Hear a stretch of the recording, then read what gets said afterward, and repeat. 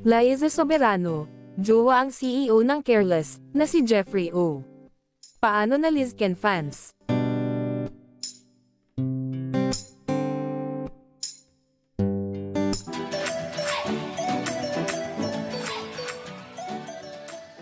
Isang bagong kwento naman ang lumutang pagkatapos kumalat ang bali-balitang umalis na umano ang aktres na si Liza Soberano sa pamamahala ng manager niyang si James Reid.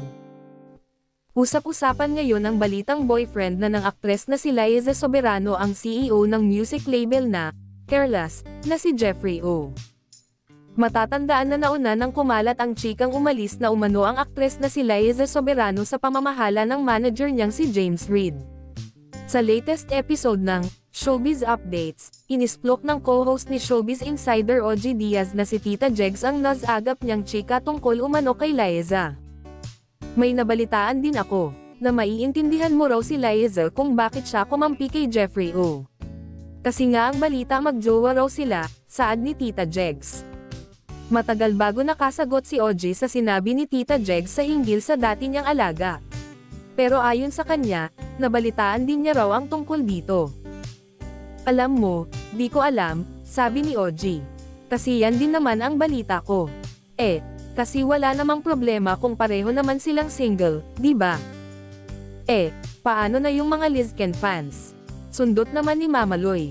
Abay hindi sila dapat mawalan ng pag-asa na pwedeng mabago yung takbo ng isip ni Liza at bumalik siya dito at maging magkapareha ulit sila ni Enrique Hill, wika ni OG. Dagdag pa niya, dahil feeling ko, naghihintay lang din naman si Enrique kay Liza. Dahil grabe, ang lalim ng pagmamahal ni Enrique kay Liza. Kaya nga lang, syempre yung balita rin natin na wala na rin sila.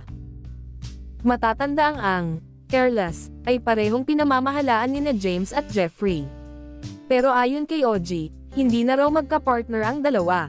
At sa kasalukuyan, nakapanig umano si Liza kay Jeffrey, na iniisyong magkarelasyon. Napabalita din noon na nagkakamabutihan umano sina Liza at Jeffrey na ayon sa iba ay siya ring dahilan kaya nakipaghiwalay ang aktres sa boyfriend niyang si Enrique Hill. Pero sa kasalukuyan, wala pang inilalabas na pahayag o reaksyon ang mga sangkot na individual sa nasabing isyu.